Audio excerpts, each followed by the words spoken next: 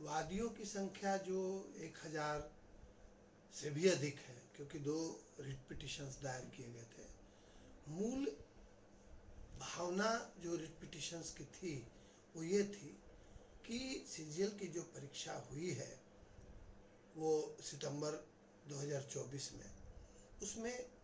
एक अलग प्रकार के तरीके से पेपर लीक किया गया। काफ़ी सारे जो क्वेश्चंस 22 तारीख को आए थे उसके आंसर्स, इस एग्ज़ाम में ऑब्जेक्टिव टाइप के क्वेश्चंस थे, तो उसके 4 में से एक आंसर हर एक क्वेश्चन का वो सर्कुलेट हो गया था और छात्रों ने जो है संबंधित छात्र थे उन्होंने एसपी को कंप्लेन किया, गवर्नर के यहाँ गए, कंप्लेन किया, डीसी को कंप्लेन किया, परंतु कोई कार्रवाई नहीं हो रही थी। रादर जेएसएससी ने कमेटी बना ली थी और प्रारंभ से ही इनकी एक भावना थी कि ये पेपर लीक नहीं है, ऐसा प्रचार प्रसार करा दिया जाए। छात्रों को बहुत उम्मीद थी, वो लोग सड़क पे भी आए और अंततः जो है वो रिट पिटिशन दायर की गई थी और प्रार्थना ये की गई थी कि इस मामले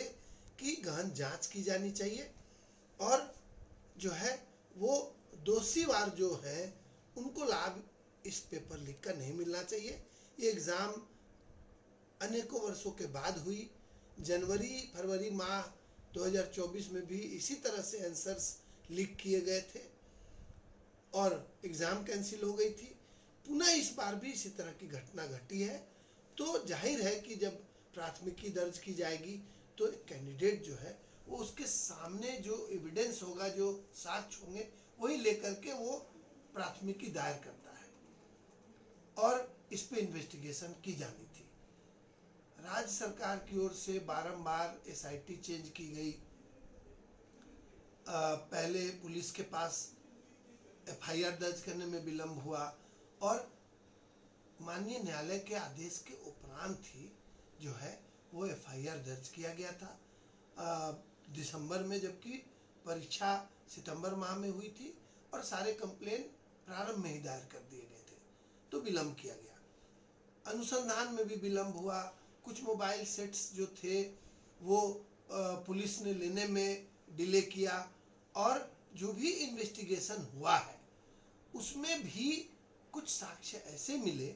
जिसमें मोबाइल डिवाइसेस जो हैं वो सब तरह से सही पाया गया। कुछ मोबाइल डिवाइसेस के बारे में ज़रूर ये कहा गया कि उसका जो है वो टाइम लॉग डाटा है वो नहीं है, इसके लिए तो राज्य सरकार ही जिम्मेवार थी और रिट्रीव किया जा सकता है, नहीं किया जा सकता है, ये सभी बातें जो है वो देखी नहीं गई और राज्य सरकार तुरंत जंप करके सीआईडी जो है वो जंप कर गई अपने कंक्लूजन पर कि नहीं ये पेपर लीक नहीं है क्योंकि क्वेश्चन पेपर नहीं मिला। तो जो एक्ट है उसके हिसाब से क्वेश्चन पेपर सिर्फ मिलने से या नहीं मिलने से कोई बात नहीं होती है। यदि आंसर्स एग्जैक्ट लीक हो गए थे और इस बारे में जो अनुसंधान हुआ वो एक अनुसंधान नेपाल के एंगल पर हुआ, तो ये जाहिर हुआ कि वास्तव में कुछ एक लड़के जो हैं जिनका नाम आया वो लोग नेपाल में कैंप लगाई गई थी और उसमें आंसर्स रटाए गए। राज्य सरकार के एजेंसी ने यह भी माना कि 123 क्वेश्चन रटवाए गए थे। तो उन क्वेश्चंस के बारे में जब तक गहन इन्वेस्टिगेशन ना हो जाए ये कैसे कहा गया कि ये जो नेपाल में जो घटना घटी वो लड़कों का एक्सटॉर्शन हो रहा था।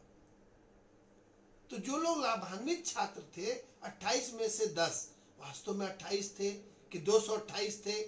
कि 528 थे, ये सरकार या सीआईडी ने जानकारी लेने की कोशिश नहीं की है और इस बारे में बात और गंभीर है। मैं समझता हूं कि ये एक घटना नहीं है, इसका पटाक्षेप हो गया, ये नहीं माना जाएगा। यस, जिस प्रार्थना के साथ रीट पिटीशन दायर की गई है उस पर माननीय न्यायालय जरूर जो है वो अपना न्याय निर्णय देगी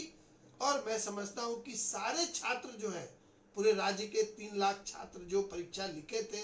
उसके अतिरिक्त भी जो छात्र हैं जो परीक्षा लिखने वाले हैं, उन सबों के मन में एक धारणा है कि वास्तव में जब इस तरह की घटनाएं राज्य में हो रही हैं और इन्वेस्टिगेटिंग एजेंसी है उसको किसी तरह से ढकने का प्रयास करती है,